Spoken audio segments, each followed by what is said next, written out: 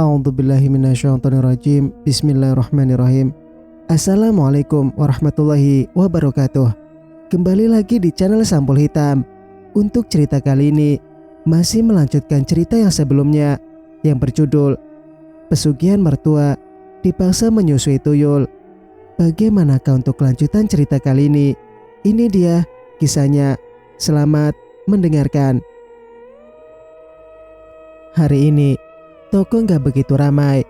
Aku bisa sedikit bersantai. Pekerjaanku di toko adalah serabutan, wira-wiri gitu.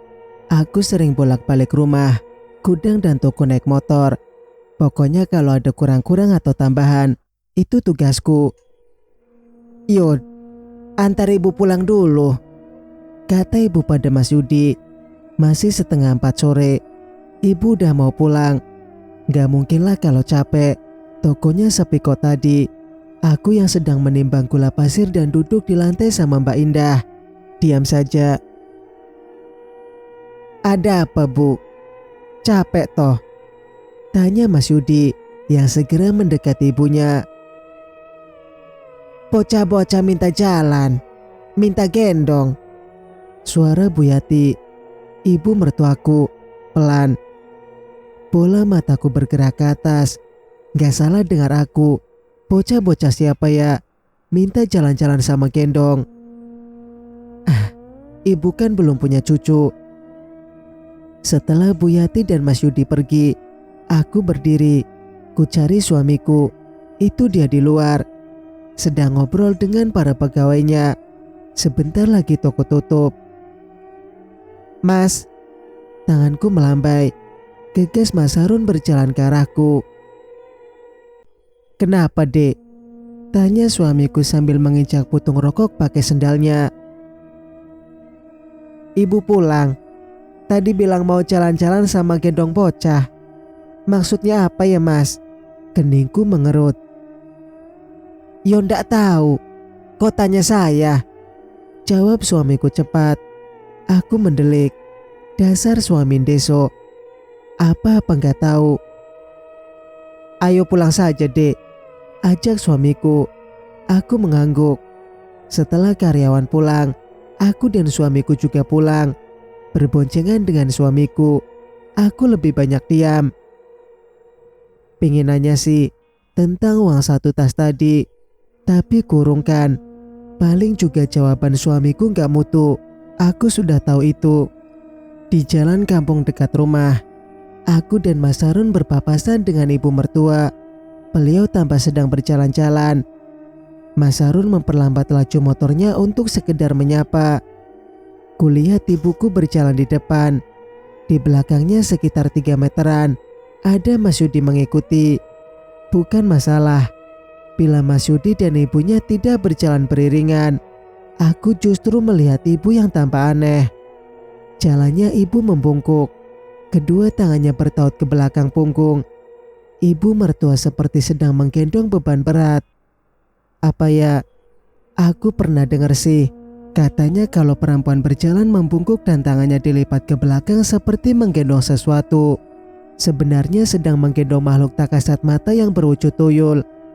Benar atau tidak, aku nggak tahu.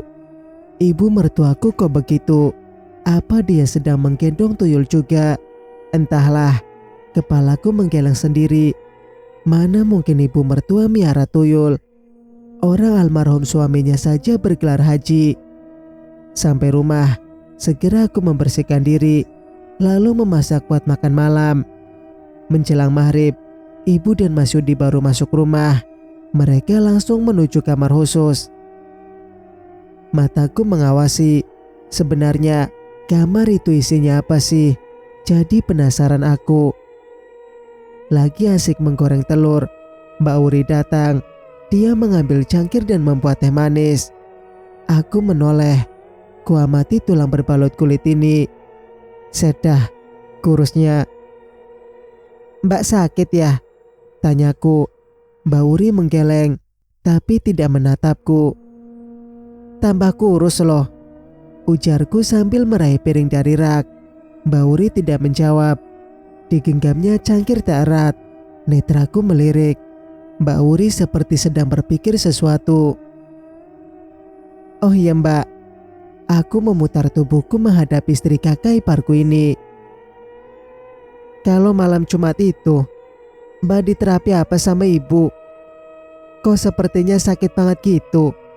Tanyaku polos, membuat Mbak Wuri kaget dan terhenyak. Kamu ngintip? Tanyanya pelan. Bola mata Mbak Wuri bergerak mengawasi sekitar. Enggak, jawabku cepat. Lalu, kenapa kau bisa ngomong begitu? Berbisik Mbak Wuri. Waktu itu, aku pas lewat, jadi mendengar suaramu. Kutatap netra Mbak Wuri sambil menganggukkan kepalaku. Mbak Wuri menghela nafas, kembali terdiam. Memang sakit, jawab Mbak Wuri pelan. Tak sadar, dia mengusap buah dadanya. Kalau sakit, kenapa gak minta berhenti mbak? Kuambil beberapa piring dan kubawa berjalan ke meja makan. Setelah menata piring, aku kembali ke dapur. Mbak Wuri masih berdiri di sisi rak piring. Kalau aku jadi mbak, aku gak mau diterapi. Apalagi kalau sakit. Ku teruskan mengobrol, meski tanganku sibuk menyiapkan makanan. Karena aku sudah terikat perjanjian. Mbak Wuri bergumam. Aku menoleh. Keningku mengerut dalam. Perjanjian apa? Perjanjian dengan siapa mbak? Bukannya menjawab, Mbak Wuri malah menatap dalam manik bola mataku. Maksudnya apa ya? Suara Mas Yudi yang berdehem menghentikan obrolan dengan sesama menantu ini. Kutinggalkan Mbak Wuri dan bersiap memanggil ibu mertua dan suamiku tersayang untuk makan malam. Seperti biasa, ibu mertua selalu menyiapkan makanannya sehabis makan malam. Aku melihat di piringnya ada nasi, sisa sayur sama telur. Ini jangan dibuang, Rin. Taruh aja di dapur, kata mertuaku sambil beringsut. Iya bu, angguku. Kuangkat semua piring ke belakang dan mulai mencuci. Sambil mencuci piring, aku bertanya-tanya dalam pikirku, perjanjian apa yang sudah disepakati Mbak Wuri sama ibu, sehingga dia tak bisa menolak terapi. Juga terapi itu seperti apa? Seperti sangat menyakitkan kalau aku jelas gak mau. Dan juga kalau badanku sekurus Mbak Wuri, pasti Mas Harun akan membawaku ke dokter. Gak kayak Mas Yudi, diam aja istrinya kurang gizi. Lupa aku, kenapa sisa makan ibu aku buang dan piringnya aku cuci? Bagaimana ini? Kuusap wajahku dengan kasar. Bisa dimarahin ibu nanti, tapi udah terlanjur. Kulihat semua orang sudah masuk kamar, paling gak ada yang ingat. Kucuci tanganku dan segera masuk kamar. Mas Harun sudah tidur, semoga yang lain juga. Kuambil selimut dan ikutan tidur. Suara-suara aneh di dapur membuatku terjaga. Kupasang telinga baik-baik. Seperti ada orang di dapur. Suara berisiknya terdengar seperti gelas, piring dan sendok yang beradu. Siapa ya? Malam-malam masak. Ada yang kelaparan apa ya? Aku yang biasa terbangun di sepertiga malam beranjak keluar, berjalan menuju dapur. Suasana rumah sepi sekali. Lampu sudah dimatikan. Saat sampai ruang makan utama, aku menghentikan langkah. Kulkas yang di pojok dapur pintunya terbuka separuh, hingga cahaya lampunya keluar. Sedikit banyak, aku bisa melihat suasana dapur. Bukan itu yang membuatku merinding. Netraku menangkap beberapa sosok bocah kecil di sana. Mereka kecil, segede bayi dipakai gitu. Ada 3 bocah, 2 gundul dan 1 berambut ijuk, kaku ke atas. 2 biji. Mereka semua memakai popok lusuh. Mulutku terkunci gak bisa berteriak. Mataku terus mengawasi mereka dari sini. Ketiga bocah itu bergerak, berlarian di dapur. 1 duduk di atas kompor, kakinya menendang-nendang. 1 lagi di atas kulkas, kepalanya melongo ke dalam kulkas dengan posisi berbalik. Satu lagi di mana? Bola mataku berputar mencari. Astaga, itu dia. Satu bocah lagi, kepalanya masuk magicom. Dia lagi makan nasi sisa. Ih, geli. Meski tubuhku rasanya terkunci, tapi aku masih sadar. Mulutku segera merapal doa-doa. Ketiga makhluk itu kemudian seperti menyadari keberadaanku.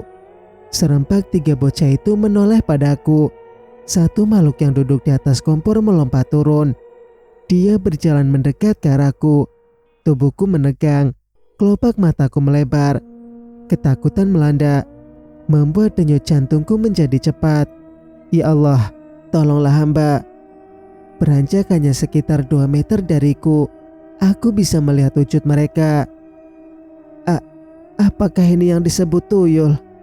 Ya Allah, jelek banget. Bocah bajang itu berhenti tak jauh dariku. Matanya merah menatapku. Wajahnya berkerut seperti orang tua. Sedetik kemudian, makhluk kecil itu mengeluarkan seringai di bibirnya, mempertontonkan giginya yang runcing semua. Mataku mendelik, seram sekali. Makhluk itu berhenti memandangku. Bibirku tak henti merapalkan doa yang kuhafal. Selanjutnya, seperti memberi kode pada kedua temannya, makhluk itu berjalan mundur berbelok ke pintu belakang dan menghilang dalam gelap. Astagfirullahaladzim. Setelah nafas dan detak jantungku mereda, aku berjalan cepat kembali ke kamar, bergulung di dalam selimut. Mataku mendelik.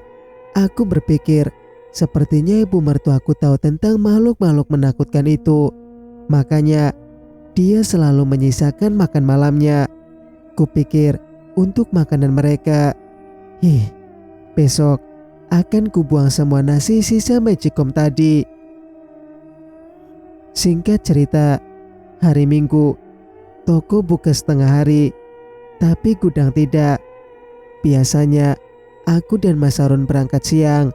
Mas Yudi dan ibu mertua berangkat seperti biasa. Selesai memberesi kamar, aku keluar mencari suamiku. Mbak Pur, lihat Mas Harun, tanyaku pada pembantu setengah tua itu. Di kandang ayam, Mbak, saut Mbak Pur sambil mencuci piring. Gegas aku berjalan ke samping dapur dan membuka pintu belakang. Pintu ini yang kemarin malam buat ngilang para makhluk bajang. Mas, panggilku. Mas Harun muncul dari dalam kandang. Di tangannya ada sebaskom makanan ayam yang sudah jadi. Sebentar dek, belum selesai, katanya. Aku duduk di balai bambu tak jauh dari kandang. Halaman belakang rumah mertuaku ini masih luas. Banyak pohon besar-besar. Kalau malam seram, sering bau-bau kentang kosong gitu. Mungkin makhluk kecil-kecil kemarin malam itu penghuni kebun sana. Mas Harun keluar dari kandang. Sekarang dia memberi makan para ayam remaja yang di halaman. Semua ayamnya sama. Mereka berwarna hitam semua. Bulu mata, kulit, manik mata, ceker dan cengkernya juga hitam semua. Ayamnya tidak dijual, tidak juga dikonsumsi. Setiap malam Jumat, telur dan salah satu ayam dibawa Mas Harun dan Mas Yudi keluar malam-malam. Katanya ada yang minta. Aku gak terlalu tertarik, makanya gak pernah nanya. Ada apa dek? Mas Harun berjongkok di sebelah balai-balai dan mencuci tangannya di air keran. Aku mau cerita mas, kataku pelan. Biarpun ibu dan Mas Yudi gak ada di rumah, tapi masih ada Mbak Pur dan Mbak Wuri. Kemarin malam aku lihat tuyul, bisikku agak keras, biar suamiku dengar. Kening Mas Harun mengernyit. Di mana? Tanyanya sambil menatapku. Di dapur, sautku dengan mengangguk. Mas Harun terdiam seperti berpikir sesuatu. Pasti mau mencuri uang, suamiku bergumam. Bukan, sautku cepat. Bola mataku berputar, melirik ke sana sini. Mereka mencari makan, bisikku dekat telinga Mas Harun. Bukannya ibu selalu menyisakan makanan buat mereka? Mas Harun menatapku heran. Lah itu Mas, waktu itu aku lupa. Nasi sisa ibu, aku buang, kataku pelan. Kupasang wajah cemas. Nah itu masalahnya. Mas Harun menggerakkan tangannya menunjuk padaku. Biasanya mereka makan nasi sisa ibu. Kalau nggak ada ya gitu, mereka nyari-nyari. Mas Harun menjatuhkan bobotnya di balai bambu ini. Oh gitu, jadi ibu sengaja nyisain makanannya buat makhluk itu. Loh kok? Berarti ibu dan kamu tahu dong tentang makhluk itu. Aku menegakkan badanku dan menyamping menghadap suamiku. Ups, Mas Harun yang lugu ini keceplosan rupanya. Mas Harun membalas tatapanku. Sedetik kemudian, dia mengusap kasar wajahnya dengan tangan. Aku tidak tahu. Bukankah kamu yang melihatnya? Suamiku memandang ayam-ayamnya. Lah tadi kamu bilang, biasanya mereka makan sisa nasi ibu. Maksudnya apa? Cecarku. Aku cuma nebak. Bukankah kamu juga tahu? Ibu sering nyisain nasi. Jawab suamiku tanpa melihatku. Aku melirik Mas Harun. Kupikir dia sedang berbohong. Tak pernah suamiku ini bicara tanpa melihatku, kecuali dia menyembunyikan sesuatu. Malamnya, saat menonton televisi bersama keluarga suamiku, ibu kandungku maksudnya. Assalamualaikum Bu, sapaku. Waalaikumsalam Rin. Apa kabar? Saut ibuku dengan nada gembira. Suaranya kencang sampai keluar dari speaker. Kabar baik Bu. Ada apa? 2 hari lagi Pulik mi mantu. Kamu pulang ya Rin? Rewang. Iya, aku lupa. Pulik Darmi, adiknya ibu kan mau nikahin Wulan, anaknya. Pastinya aku harus pulang dong buat Rewang. Iya Bu, nanti aku usahakan pulang. Ya sudah, gitu aja Nduk, ucap ibuku mengakhiri sambungan telepon. Siapa yang mau mantu Rin? Ibu mertua bertanya padaku. Pulik Darmi, yang rumahnya belakang rumah ibuku, sautku. Rina mau pulang 2 hari, boleh ya Bu? Tanyaku. Bu Yati melihatku sebentar, lalu mengangguk. Suruh nganter Harun, katanya. Mas Harun mengangguk. Singkat cerita, rumah Bule Darmi sudah ramai. Aku sudah pulang di sini dari tadi pagi. Ibuku segera mengajakku ke pawon besar milik Bule Darmi buat Rewang masak. Belum banyak orang datang, hanya beberapa tetangga dekat saja. Setelah berbasa-basi sebentar, aku duduk di tikar, membantu mengupas bawang. Semakin siang, semakin banyak orang datang buat Rewang. Dari RT sebelah juga ada. Beberapa ada yang tidak mengenalku. Apalagi aku duduk ganteng dan tidak bersuara. Ibuku entah di mana. Beliau sibuk. Suasana ramai seketika tercipta. Bila mama berkumpul, mulai dia berguncing. Aku sih pendengar saja. Mau ikut so tau takut salah. Wah, kalau ada yang punya gawe gini, tuyul-tuyul pada ngintip ini, seloroh seorang ibu. Iya, yang punya tuyul sudah warawiri, timpal yang lain. Di desaku, warganya masih percaya adanya tuyul, makhluk jadi-jadian yang suka mencuri uang. Paling ngoyo tuyule juragan beras. Ku dengar seorang berbicara dengan nada nyinyir. Iyo mesti. Siapa lagi?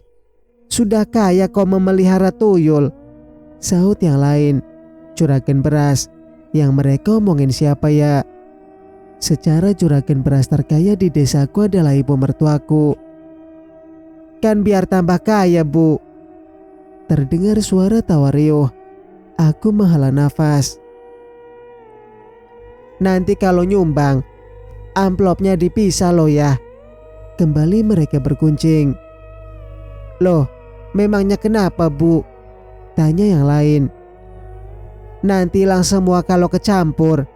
Ada yang menyahut. Tapi apa benar juragan Yati melihara tuyul sih? Seseorang melontarkan pertanyaan. Juragan Yati. Netraku melebar.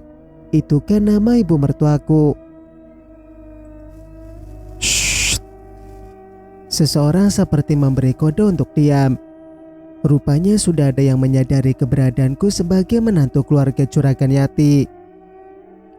Aku tetap menunduk meskipun merasa banyak orang yang sedang menunjuk-nunjuk punggungku dari belakang. Gak lihat. Seseorang seperti berkata pelan. Aku berusaha untuk biasa saja. Bagiku mereka hanya bergosip. Gak mungkinlah mertuaku memelihara tuyul. Mertuaku baik kok. Gak jahat sama sekali padaku. Ayo pada makan dulu ibu-ibu. Bule Mi muncul di dapur. Aku mengeluarkan ponsel. Sudah hampir jam 12 siang. Saatnya makan siang dan istirahat.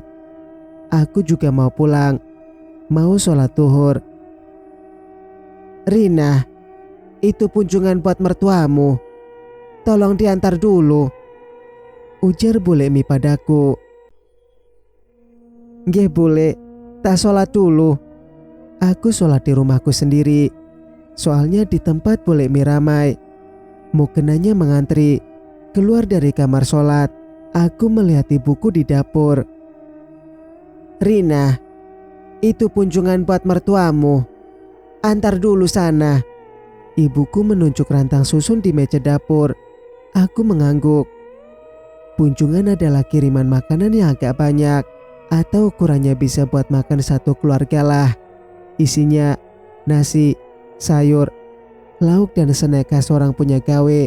Kalau di sini seperti jenang, wajik, tumpi, dan lain-lain. Kunjungan hanya diberikan kepada saudara yang tinggalnya agak jauh. Sebagai undangan juga fungsinya. Dengan mengendarai sepeda motor bapak, aku mengantar kunjungan ke rumah mertuaku di desa sebelah. Aku bawa snack lebih banyak. Soalnya Mas Harun senang ngemil. Kasihan tak tinggal 2 hari. Saat aku mengeluarkan motor tadi, sempat aku melihat mobil brondol Mas Yudi melewati depan rumahku. Mau kemana dia? Sampai rumah mertua, sepi. Aku langsung melangkah masuk dan ke dapur. Ku cari Mbak Pur biar dia yang mengganti wadahnya. Rantang mau aku bawa pulang lagi. Ku seret kakiku ke kamar mandi belakang. Biasanya jam segini Mbak Pur nyuci. Mbak Pur, panggilku. Perempuan setengah baya itu menoleh. Sedikit kaget. Iyalah, rumah ini besar. Aku tadi udah ucap salam di depan. Mbak Pur gak dengar. Ah, Mbak Rina.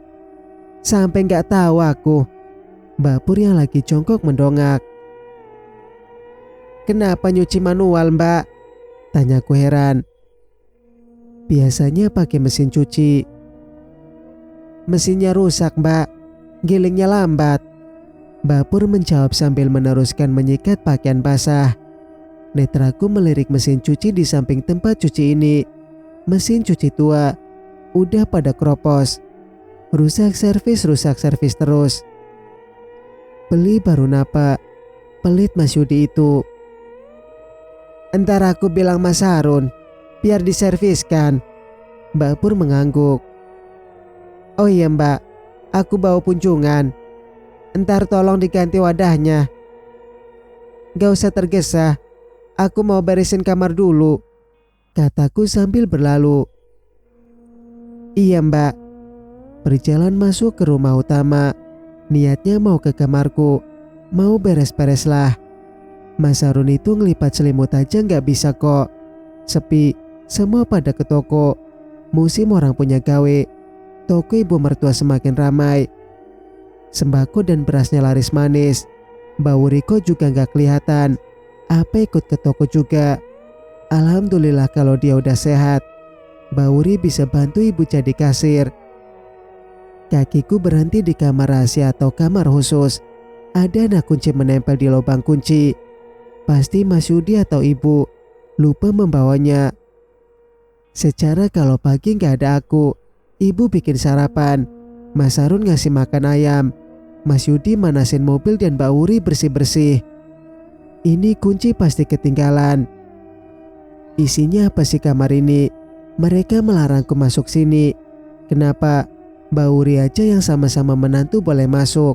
Masa aku enggak? Rasa penasaran membuatku membuka kamar itu. Suasananya gelap. Gordennya tertutup semua. Aku semakin masuk. Kunyalakan lampu biar terang. Sengaja aku tidak menutup rapat pintu. Biar kalau ada yang datang, aku bisa tahu. Isi kamar ini membuatku heran. Persis seperti kamar anak-anak. Ada box bayi, ubin warna-warni, rak dan lemari yang penuh dengan mainan anak-anak. Aku berdiri di tengah kamar, memandang sekeliling kamar yang dicat warna-warni mencolok ini. Apa maksud semua ini? Gak ada anak kecil di sini, tapi kamar ini seperti disediakan buat anak kecil. Astagfirullah. Aku menoleh dengan jantung berdebar karena kaget. Pintu itu menutup sendiri. Tergesa ke pintu untuk membukanya. Kuputar handle pintu ini berkali-kali. Kok gak bisa? Gimana nih kalau aku terkunci di sini?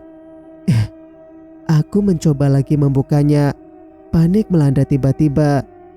Suara benda jatuh dan menggelinding. Pelan, aku menoleh ke belakang. Sebuah bola basket berukuran kecil jatuh dari rak atas menggelinding di lantai. Aku tertegun. Dengan dada yang berdebar kencang, tubuhku bersandar di pintu. Netraku melihat sekeliling. Gak ada angin di sini. Senyap. Kenapa bola itu bisa jatuh sendiri? Bulu kuduku merinding.